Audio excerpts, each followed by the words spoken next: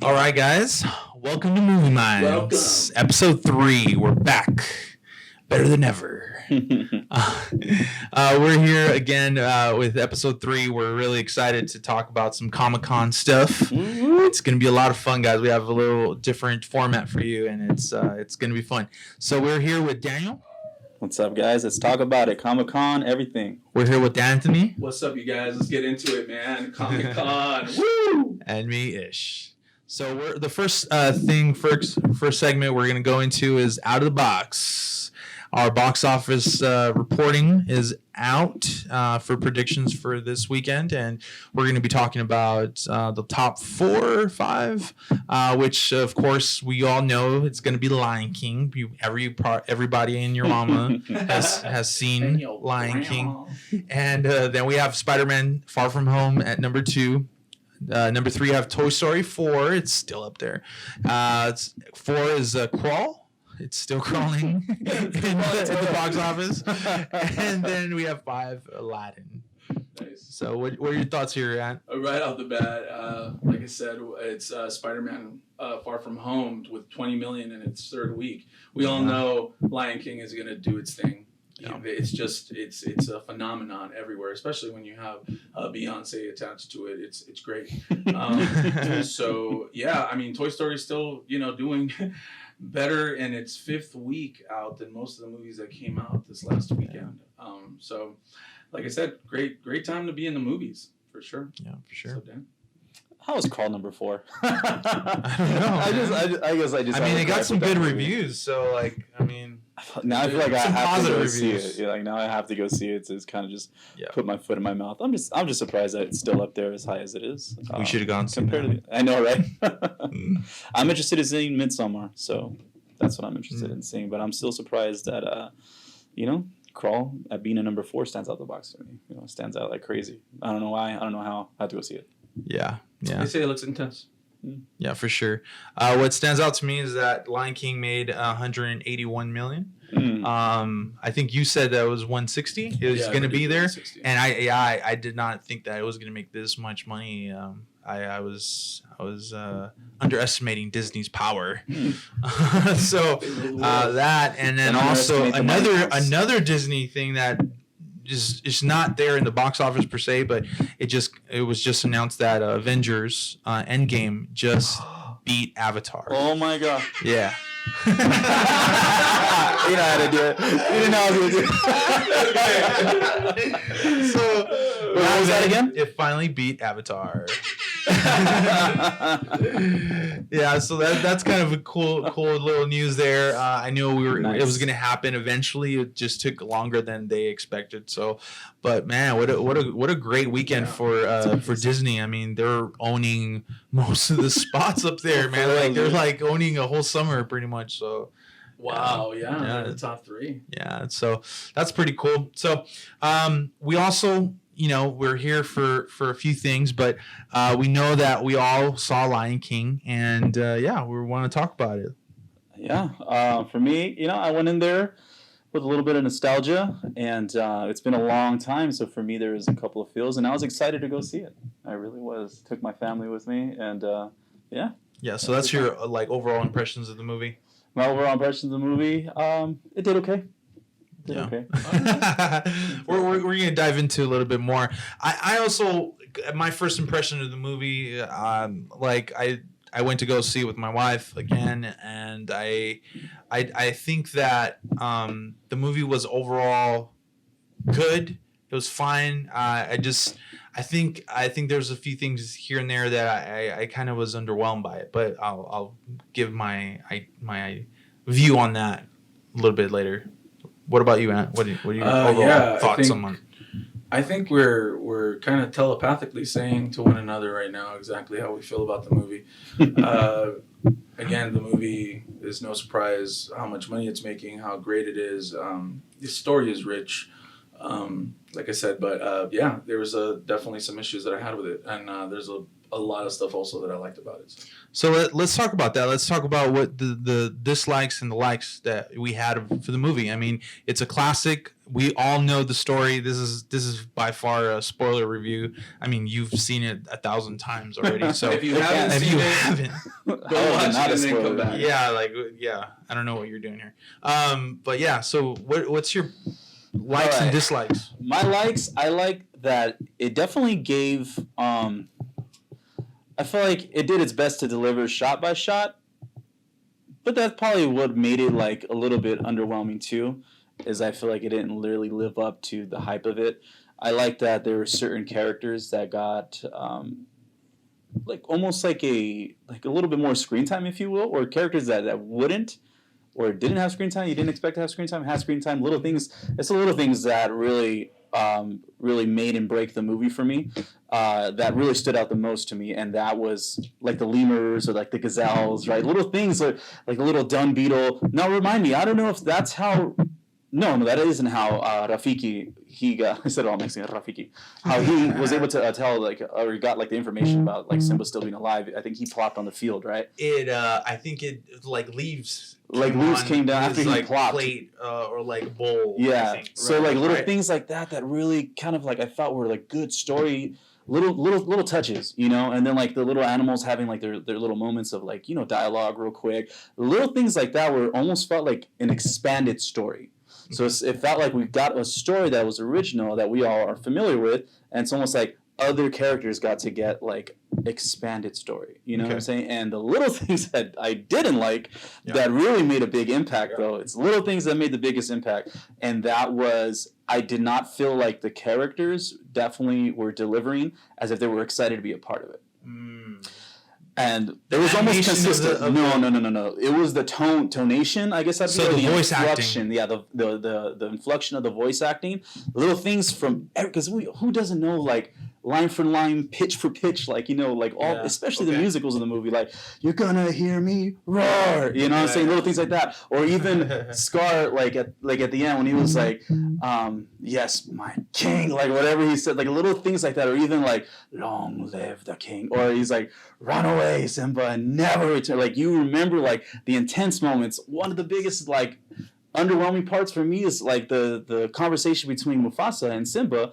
And I remember how he delivers that part when he gets in trouble and he saves him from the grave, right? And he's like, not only that, you put Nala in danger. Like every little inflection, everything felt so like we don't care to deliver it how, like you know what I'm saying? It's hard to explain, but it's almost like I don't want to deliver it with full passion. Right. And it felt more like they were just reading the scripts rather than trying to be the script or trying to be the character.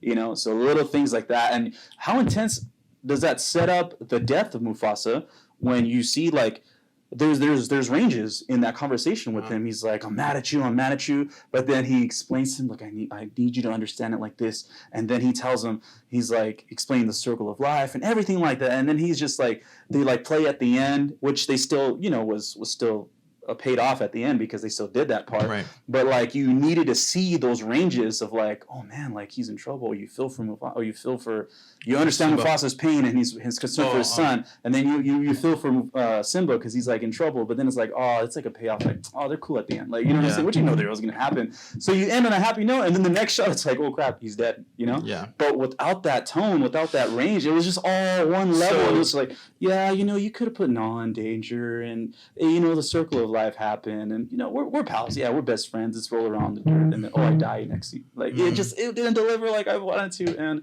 it was a little moments like that really kind of took me out of the movie. It's like, man, it didn't feel like you guys were into it. You know, it's interesting that you say the voice acting, because at first I think I was just taken away by how nostalgic the movie is. Like I was just really just enjoying how the graphics were looking and how like just how photorealistic a lot of the shots are. Not every shot. Some of them the CGI didn't really pay off for me, but when you were saying that, it kind of reminds me of what someone told me about how the acting of like the capture or like the actual facial expressions of the animals maybe weren't at the level as an animation was.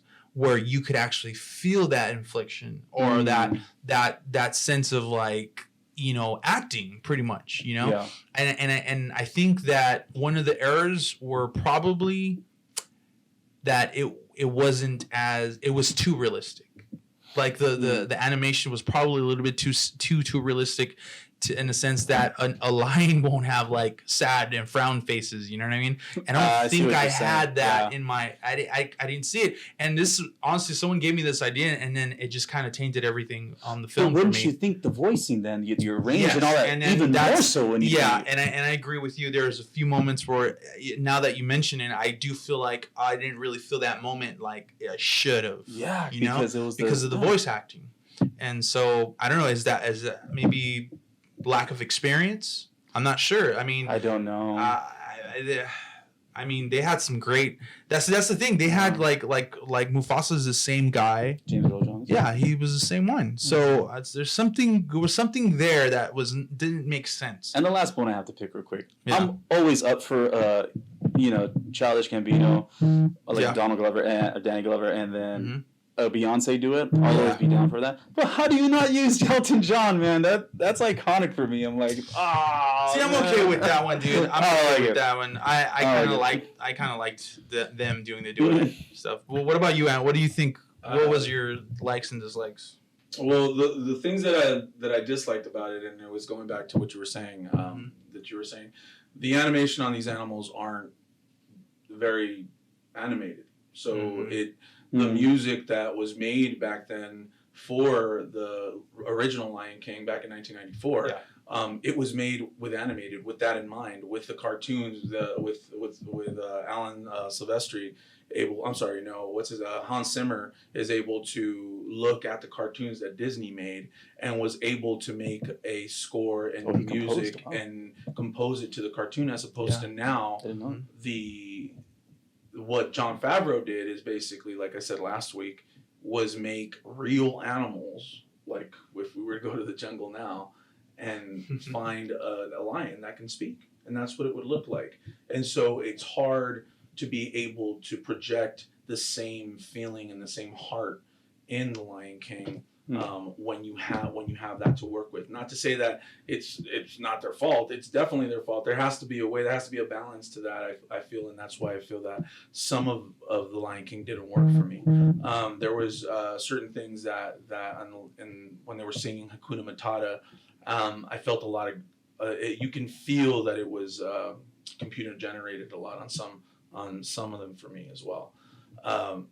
Those are the things that I most took from it that I didn't like about the movie. Also didn't like that when they sang Hakuna Matata, Challenge Gambino, he sang it his way, which is fine. I'm all for like new ways of singing things, but I do believe that you're supposed to sing it the original way at least once. Give it one bar of originality and then go from there wherever you want.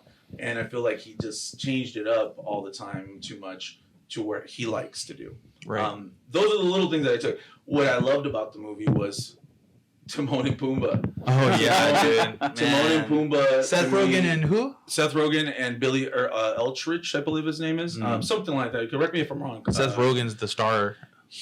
What they did with those two, again, they were able, and this could go back to what Dan was saying a little bit. Yeah. They were able to animate those characters correctly because of their voice. Now they have more to work with because they're comedic characters. And obviously, if you're comedic, you're able to give it a little more oomph to your personality and everything. But I really do feel that Seth Rogen, he made me laugh so much. The Timon character so much. I mean, I want to go back and watch to go watch. I want to fast forward to when looking back, he's the perfect older person to play that. Yes, Seriously, like, can you picture anything else? Even when he's like, and he charges the people or the hyenas. No, they're the hyenas, but they're also the vultures that are. The big remember? Yeah, actually, I didn't see that part. I stepped out for my wife needed water, so I got the water. For sure. I missed your introduction. And from the beginning to the end, and you guys, there's a piece in this movie which I'm going to give it away because we're talking about everything. Yeah, of course. Everyone already saw it. Timon and Pumbaa, they're talking to the hyenas, but Timon starts saying, "Be our guest. Oh, that was a That good was little. so cool. And so That was that's cool. from the Beauty and the From Beauty and the Beast. Beast, yep. And so it was just so Yeah, funny. That was great. I get what Daniel's saying. I still believe that Mufasa did a really great job and what he had to work with the kind of development of the character. As far as CG is concerned, you can't do much. Again, guys, you can't move their eyes around. You can't move their mouths around that much because it takes away from the realism of what they're trying to do. So I'm sure there's a formula. It hasn't been figured out yet, but I'm sure they will. Yeah, that's great. Great take. All right, guys. So that was those were our thoughts. Before we move on, what's your overall score from 5? 5 paws. I'm gonna give it a 3.5. 3.5. Pause. What about you, man? I'll give it. Yeah, I agree with that.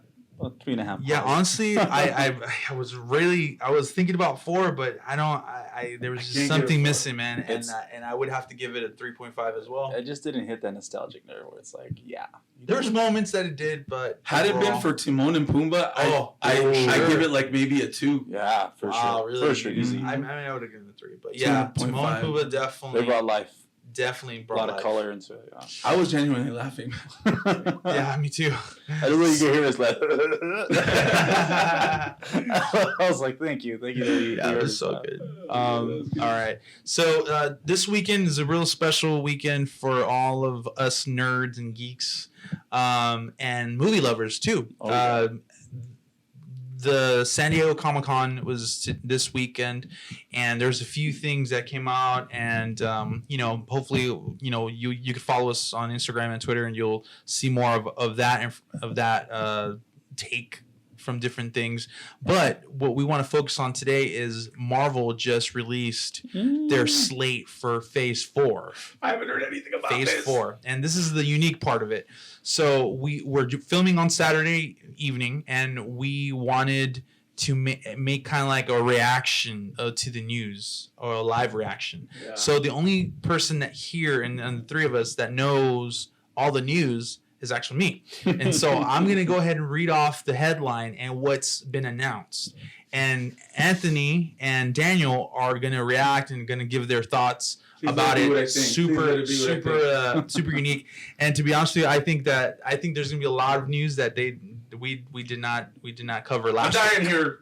So, Go. all right. So the first one we're going to go ahead and we're going to cover May 1st is May 1st, 2020 is Black Widow, which they actually announced some information on it. They've already released some footage of it. They've been filming for 30 days already. And with this film, we're going to be able to see a few things. First one is Budapest. They actually have footage of Budapest and what we have They heard showed from footage of them? Yeah, from Budapest. It's not on Hawkeye and it's her. not out there for everyone to see. No, it's not out there. Yet. It was just revealed. So pretty much we have Scarlett Johansson in the lead as Natasha, and that's pretty much. For those who don't know, the Black Widow and the Hawkeye in Budapest. Along the journey of the Avenger films, they continuously always bring up the how Budapest was back then and how rough it was, and so they brought it up more than once in the Marvel films that they've been in. Yeah. So now they're actually going to explore it. So that's it's pretty interesting. It's pretty cool. Yeah, for sure. Any thoughts on this, guys? What are your expectations? I'm excited. It's a well-deserved movie. I think she was an interesting character. She was just like, bland. She really came into her own as more movies came out, and I'm really excited to see it. I'm interested too in that whole Budapest. I just want to see like a good movie done of other side characters. I don't think Netflix should be the only place that shows non-super OP powered characters, and I'm just excited to see it on the big screen. That's cool. Yeah, she deserves it. Yeah, She took one for the team, literally. Honestly, I'm not extremely excited about this. This is their first Phase 4 movie, and I'm okay with it. Like, Scarlett Johansson is a great actress. I mean, she's probably going to do great. I'm really excited to see Budapest, and they've referenced it a few times in the Marvel Cinematic Universe, and I'm interested, but I'm so it's okay. a prequel. Whatever. It's pretty much confirmed it's a prequel. Yes, it's a prequel. I don't know how you guys Going could be excited for this movie. Honestly, I'm not excited really at all for it. To be honest, I Scarlett don't. Johansson. That's Okay, yeah, she is a really good-looking girl. She's a really good-looking girl. But as far as like them having to make a movie about it, I might be eating my words. I may be eating my words because I'm gonna love it probably because it's Marvel and they just have a magic about how they make movies. But to me personally, I hate that they're making this movie. I don't think it's needed. I think they can make something even cooler instead of something like this. But hey, that's Marvel and those. Okay. So. All right. So the next one we're going to go into Eternals, which there's no surprise there. We Marvel announced that Eternals is going to be taking place, and that's going to be in November of 2020. 2020. Yep. And that's coming out. It's a few casts has been announced. Okay. And so here it goes. Oh. So the first off, starring Angelina Jolie. Okay. Then we have Richard Madden. Richard Madsen. Madden. Sorry, Richard Madden. We have Kumail Nanjiani. Okay. From Stuber. Yeah. Lauren Ridolph. Brian Try. And Salma Hayek, to name a few. So those are the few people. They have a few names that have been announced, and so we have some speculations from like even Keanu Reeves and stuff like that. Yeah. But it doesn't seem like we were right at all. Yeah. What are your thoughts, Daniel? I mean, who's playing the lead? Who's playing the lead? Have they said Angelina Jolie will start? Angelina's going to play Athena. But who's going to play the man Eternal, the main man? I believe that that looks like it might be Richard. And then it's going to be Richard Madsen. Mm-hmm. Icarus. Yeah, playing Icarus. Yeah, I don't know. I mean, I think this movie is going to be really good just because they got Angelina and they got a good director for it. From my understanding, they're I forget who they're eyeing for, but anybody that Marvel eyes for certain movies, they get. I mean, they're Disney. They're going to go for it. Yeah, they got their niche now. I forget right now who, but they were eyeing a couple of people. The fact that they're not getting somebody huge, because Richard Madsen, nothing against Cyclops, okay? But he's, to me, not the right character for this. I may be wrong, But I love the Angelina Jolie casting. That, to me, is going to make people go watch the movie because everybody loves it. That's an A-lister right there. Do you play Cyclops? Yeah, Richard Madsen plays Cyclops in the original. Oh no, you know what? I think we have the wrong Richard. Richard Madden. He played one of the Stark sons. He was a king. Oh, in Game of Thrones. Yeah, oh, it's Richard Madden. Yeah. So he's also known as Game of Thrones. Okay, my fault. That would have been cool. Didn't read that. See him brought back. Yeah. I think I'm excited for it. Marvel's just known for taking not so big characters at the time, or actors, I should say, and then they just blow up as a great. They just their stock goes up as an actor because what happened to Iron Man? Exactly. Yeah, Robert Downey Jr. wasn't doing much in Hollywood at the time. Maybe The Soloist, I think, was playing. I mean, the Iron Man wasn't a thing. Like, Iron Man wasn't a very popular Marvel character. Mm-mm. It was not.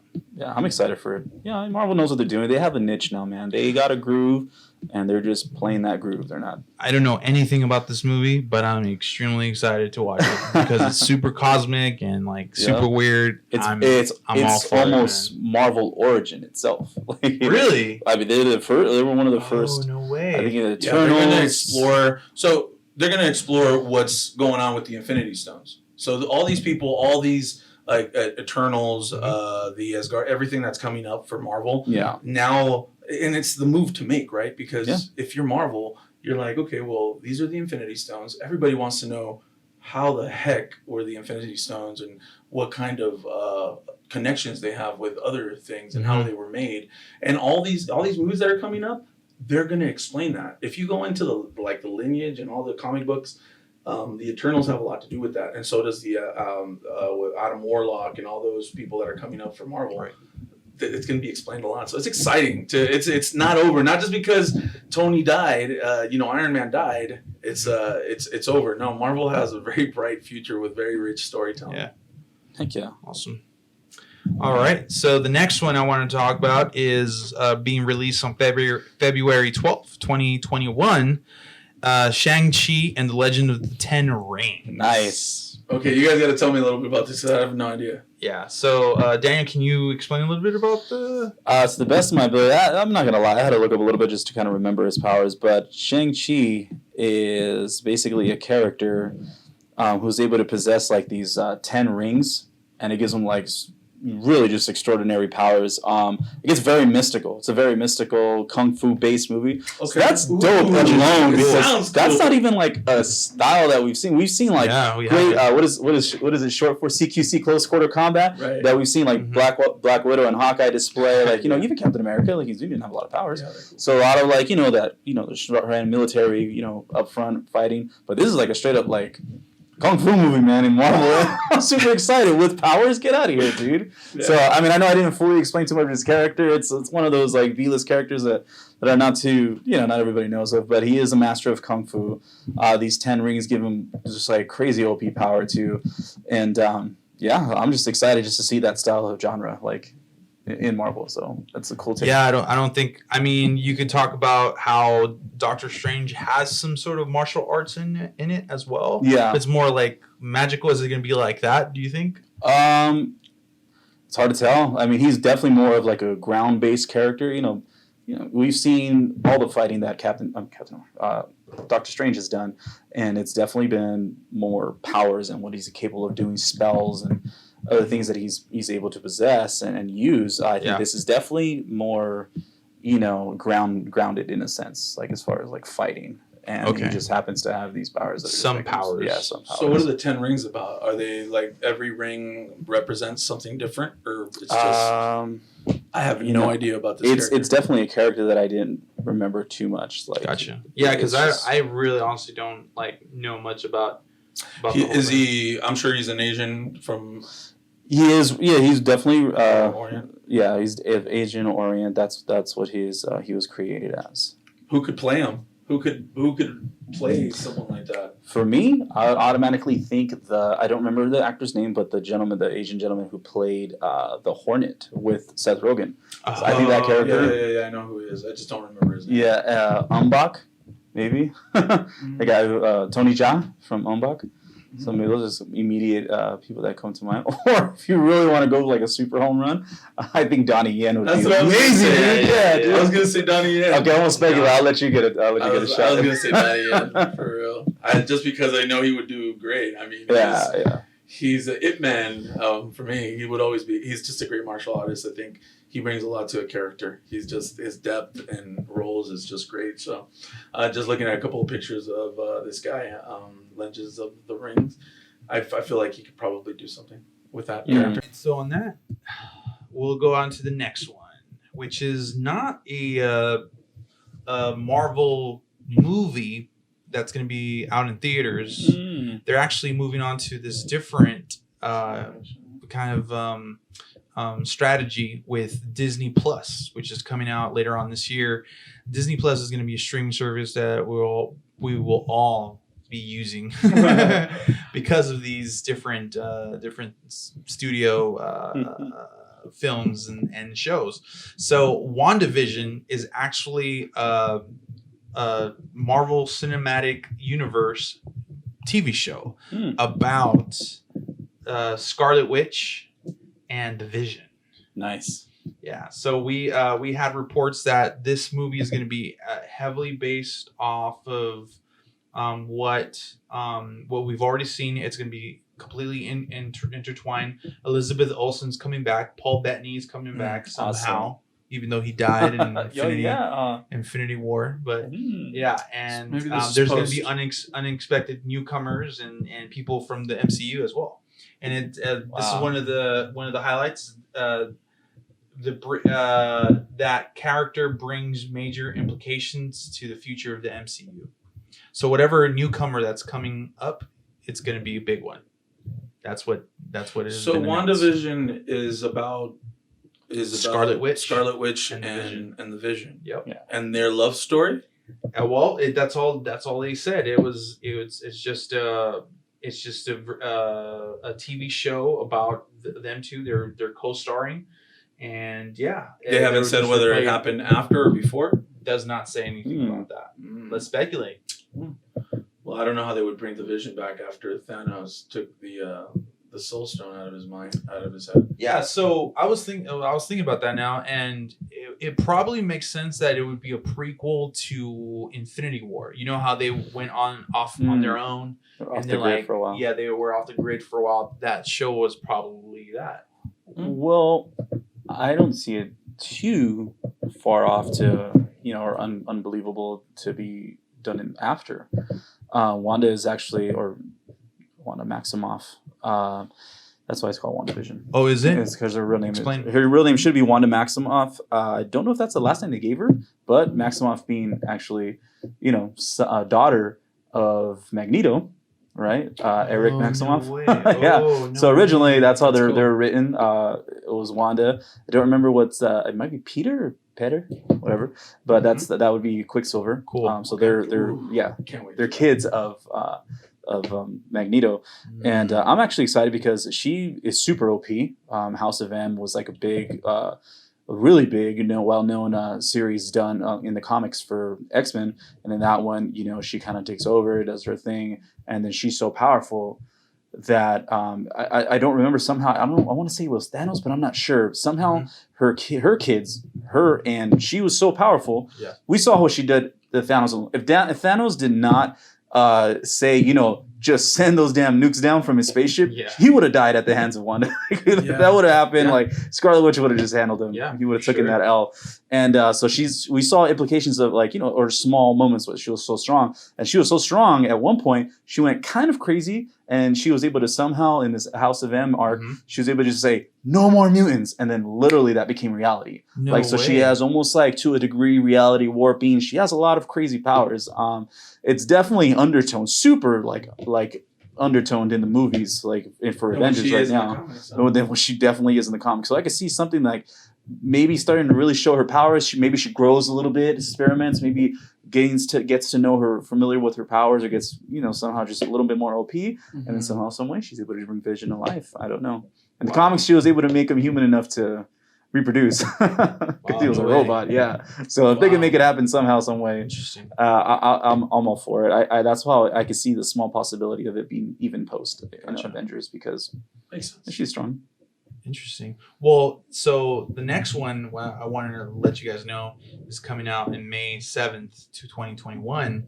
Also has Scarlet Witch, but it's a Doctor Strange. No, A Doctor Strange way. sequel. Doctor Strange in the The multiverse of madness.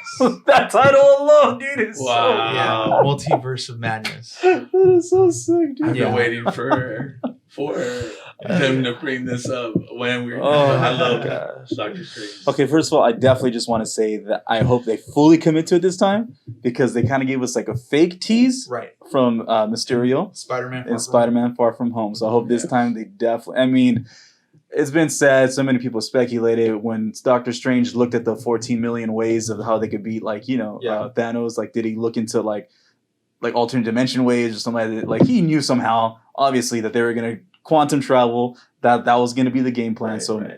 I don't put it past him to be able to say okay, what about sending him to a different reality? Do we find him in a different reality, a different timeline, a different universe? So, I don't know. So here's the interesting part, that this film ties in directly to WandaVision, according to what sources say from the Whole H panel. So now you have to get it. You have to get Disney Plus That's, to be able to watch the show. Yep. Yes. Maybe somehow, They're some way. geniuses. Yeah, they really are, dude. Because you know why? They didn't pay it off well for the other Marvel series, the other Netflix series. They did reference a lot, especially in Daredevil, where he lives. He was able to see a lot of the damage done from the Avengers, the New York battle. Right. So I'm glad they're actually Yeah. like starting to do things that tie in. And this character, this mysterious character, must be powerful, because if it's going to take Doctor Strange and Wanda with their powers to come together. So that's the speculation, right? They don't really necessarily say that it's going to be that, but I mean, they're co-starring. So Elizabeth Olsen will be co-starring as Scarlet Witch, and Scott Derrickson is going to be returning as a director from Doctor Strange, the first one, which is amazing. So Scarlet Witch is going to be in Doctor Strange 2. Yes. So they're going to be. So that's why they're. Yeah, that's why it's tying into the Disney Plus. And it makes sense too, because in the movie when they ask, remember Peter, and like, can't you get someone else? What about Thor? Off-world. And then he says, what about Doctor Strange? Unavailable. So there might be something to do as to why they weren't, and why Nick Fury was also very interested and believed Mysterio about the whole multiverse. Yeah. So because there is a multiverse, There is. because And Doctor Strange already said that there was, like Right. in the Doctor Strange movie, they introduced it already, Right. with the multi-reality type of right. And now I don't know though if Nick Fury knows that. So like I said, Right. Mysterio told him that. I don't know if he's going to continue to believe that, because he had already heard it from Doctor Strange. If it's Silver Surfer. Silver Surfer. Oh my God, bro! That's crazy. If it's Silver Surfer, man, I remember That'd be how fun. excited I got when I saw him Yeah. in Fantastic Four. That was amazing. With those bad movies that they made back then. Yeah. And I still love those movies, even though they're bad. I still really like them. Yeah. So at the whole H panel, though, the director, he said that he promises that this is going to be the first scary MCU film. So he's gonna they're leaning towards a horror based film. Like that's the way that they're gonna go. That's interesting. Yeah. Huh? Yeah. That's really So interesting. we'll see how that goes. It It could be Dormammu again. Dormammu seemed pretty dark, man. Yeah.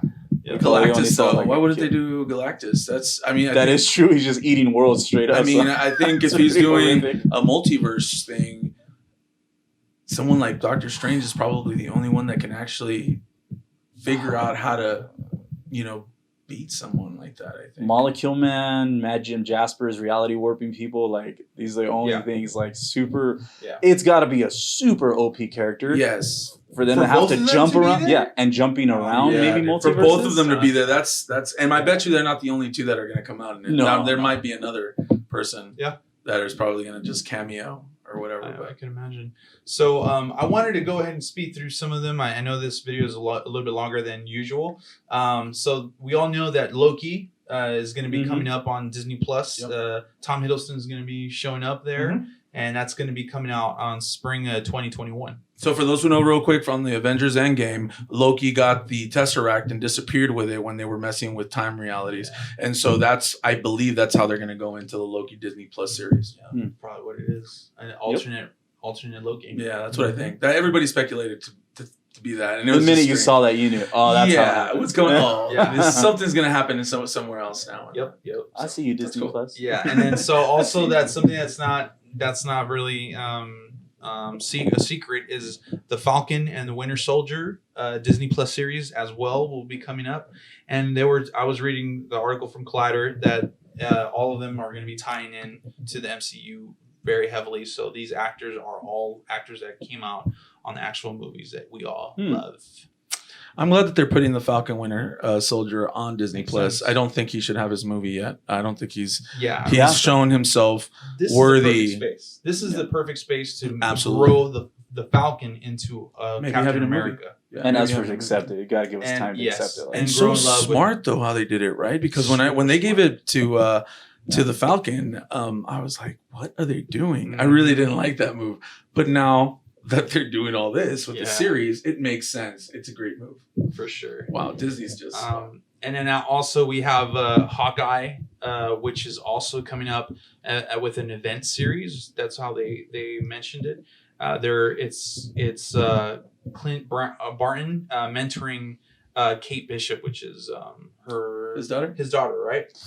Yeah, his Kate daughter. Bishop, or is it another? No, Kate Bishop is Hawkeye? another. Isn't just another girl that Is I think he another just girl? mentors. Gotcha. Yeah, Yeah, I don't Because think in the end game, you could see him showing his daughter Right, in the beginning. So that's what I initially thought. and he calls out her name. I can't remember. Like when he's the first tester to go back in time to see if like the quantum travel works. Oh, that was his daughter though. Yeah, that was his daughter. Right, So it wasn't Kate Bishop. No, for sure. no. Yeah, okay. So that's something I don't know. Barton. Right. So this is a big one, guys. Okay, you ready? Okay. So we talked about last week that we wanted the Guardians of the Galaxy, right? So guess what, man? They didn't give us that, but they gave us Thor 4. Nice. Love and Thunder. That's awesome. I love what it's called. Thor 4, Love and Thunder, man. Oh my god. Just the title alone. Taiki They're gonna have is some... coming back to Nice. to actually film and he's gonna be directing this. Good. But one of the things that is like super cool about this, the Love and Thunder. What do you think that means? Let's speculate. Let's just before I give you the news. Look, the first thing I thought was, I just thought Guardians of the Galaxy are gonna be with them, and Love and Thunder. I could already hear the soundtrack for the music that they're gonna make for this film. The love part, I don't know. The thunder is I believe he's gonna get even more powerful and he's gonna grow into his powers even more, like Odin said. You know, what you saw on Thor 3, which is critically acclaimed, one of the best Marvel movies ever made. He told his son, "You are more. You don't even need the hammer. You don't even need the Stormbreaker. Yeah. It's all inside you." And I think that Thor 4, he's really going to show that he's just as powerful as Captain Marvel, because Captain Marvel did show him up on Endgame. I'm not going to lie. Yeah. You took it from me. Yeah. That's what I don't want. That's the luster I don't want. The only thing, man, plot I don't know, but the love part, I'm thinking Lady Sif or Lady Seraph. His first love interest. I don't remember the actress's name. Forgive me. Yeah, I don't but from I think Lady Sif is going to be the person, because I think she was confirmed to have survived because she wasn't on Asgard when Hela came. And she obviously wasn't there for Ragnarok. She obviously wasn't on the ship with Thanos, like pretty much killing everybody. And then I don't remember exactly what her survival was, like if she made the snap or not. But either way, if she did, she got back to life. Yeah, so she's back, even if she did get blipped or snapped. Yeah. So yeah. So what Love and Thunder means is Natalie Portman is coming back. I was gonna say that. I was gonna And- say that. I swear I was gonna say and, that. and she's gonna be She-Thor. What? Okay. She's wielding the hammer. She comes out in the panel. They introduce her, and she comes out with one of the hammers. Okay, I'm down with that.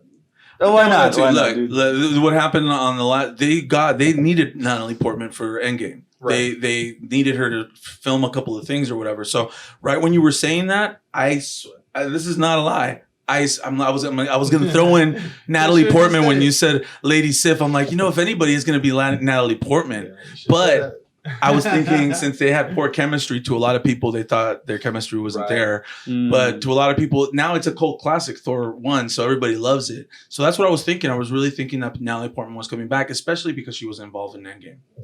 That's what I thought. She's going to be wielding Mjolnir. Mjolnir? And her with Stormbreaker. Oh, because now Dude, that's so awesome. So she comes out with the hammer, and apparently it was a big moment for Comic-Con. So It is, man. Yeah, it's huge. I don't know if I would have popped if I was there. I would have been like, what? Bro, I am losing my mind right now with Thor 4, Love and Thunder, bro. Yeah. It's, dude, like... I mean, she's won our hearts with what she's done, Star Wars. She's iconic in that role. So I'm down. I don't even think of her in that. I don't even... When I look at Natalie Portman, I don't think Star Wars. I don't. I don't know why. I just don't think... I don't think that when I think of Natalie Portman, honestly, I think the professional... movies that she was in. Black Swan, she did great in. The Black Swan, I think of that movie as well. I just didn't think she was great in these Star Wars movies, but she was all right. She was, she filled a need there. General Viceroy. So, and then just a few last ones, because they were not done. They're not done yet. So the next one, which was kind of, so just so you guys know, this is not gonna be the last one. Fantastic Four and X-Men movies are in active development at Marvel Studios. Yes. No, They didn't announce more than that. They're saying it's coming to the cinematic universe. That's all they said. That's awesome. Dude, they're gonna be those Bro. untitled summer releases. Watch. Yeah, bro. You know Yeah. the Yeah. Fantastic There's Four. a few of them. There's a few of them. If you look at the timeline, there's a few untitled releases that they haven't released. They haven't said yet. But I'm thinking that it's probably Black Panther or Captain Marvel, which they said we didn't even touch Captain Marvel or Black Panther yet, and everybody lost their mind and whatever. So because those are coming. That was Disney's priority goal was to get X-Men, own those characters and throw them in the MCU. From day one when they were gonna do that, you know how much money they're gonna make, billions and billions of dollars with being able to throw in how many characters they want into a certain. Now they're able to throw in these characters into these MCU movies of characters and make us lose our minds when we watch it. So I think Phase 4 is a setup for expanding the Marvel universe with what their other properties are about. And I think, hey, why not take your time? They just insured another 10 years on us. So more if they really want to, because there's so many characters in the X-Men, sure. and obviously you have the Fantastic Four, which nobody knew. They're speculating about the Fantastic Four that they weren't going to even touch. They were just going to just leave it on the back burner. But I want them to come full guns, dude. We know the story. Please don't give us the 1,000 origins retelling like the first couple of Spider-Mans. Yeah. Don't even get me started with how many times Batman has to. We know the story. His parents died. They got Robert Harbour for the thing on Fantastic Four. To throw in just freaking Doctor Doom. He already confirmed. I want Galactus, Silver Surfer. I just want Taskmaster. I just want everything. I want to see an origin story of Fantastic Four, just because it's so iconic and it's only been done once and it was done incorrectly, or twice actually. Incorrectly. So this is. I really don't feel like the second Fantastic Four did a very bad job in telling the origin story. I couldn't even finish the remake. I couldn't finish the film towards the end, but the way that they started the film and how they kind of presented certain things, it was cool. It wasn't bad. They had a great start. It's just they really messed it up, man. It's just but again, they were going through directors and a bunch of stuff, drama. Yeah.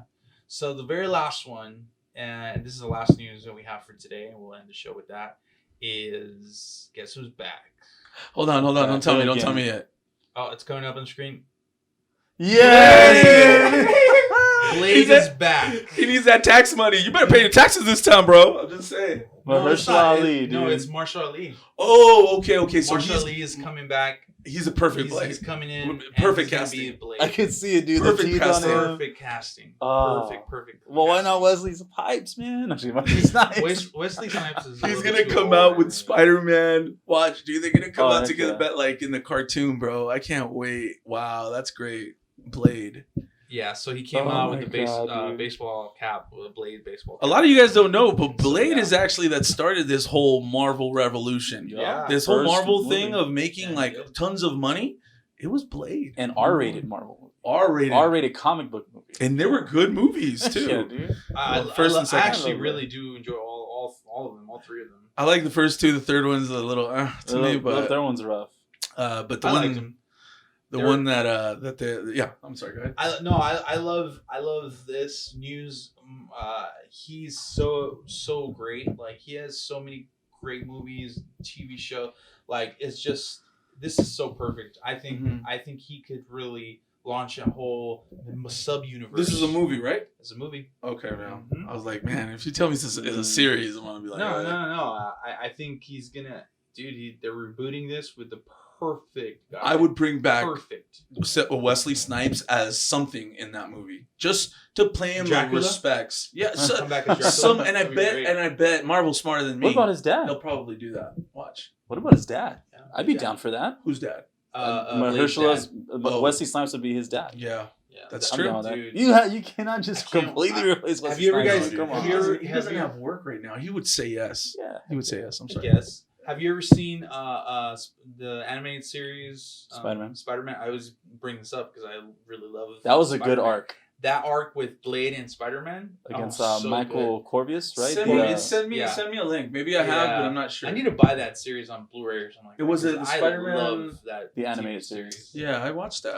It It's was on so Fox, good. I think. Yeah. Anyway, so It Blade was on Fox. It was great. And Michael Corvius, I think he has been Easter egg somewhere. I don't remember where, but he has been Easter egg somewhere. Oh, that was in the last Spider-Man. Was it? Yeah, and Oh, like okay. there was like tubes. In, Okay. in the last, the one that came before. Tobey Maguire? Yeah, no, not Tobey Maguire. Andrew Garfield. Oh, yeah. Spider-Man. So, anyway, And they got an Oscar winner, and I don't know how to pronounce his name. So I'm not even gonna try. Mahershala. Yeah, that's He won the Oscar for the Green Moonlight. Book. Moonlight. I'm sorry. Moonlight. Yeah, Green Moonlight. Book is such a great movie, by the way. It's such a great. I movie, watched that on the plane a month ago. Oh, it's so good. I watched. I went to man. watch it in the theater. I loved it. I'm gonna great catch movie. Moonlight on Netflix. We should do. We'll do a review on it. Yeah. We'll do a review on I'm it so down. that you guys can. It's really good. It's really great. Anyway, so all right, that's our show, guys. Boom! Sorry. Hopefully you guys like. I'm sorry for the audio spike. I was like, oh. yeah. Anyway, guys, hopefully you guys enjoyed this longer version of this episode, but I appreciate you guys. Really, thank you so much for all the support that you guys, everyone has been giving us. Yeah. The follows, the likes, the comments, the texts, everything that you guys have done thus far. We really appreciate it. Honestly. Thank you. And so, it's been fun, guys. We're going to come back next week with another episode with some new stuff. And I hope you guys enjoy. All right, guys. Stay movie minded.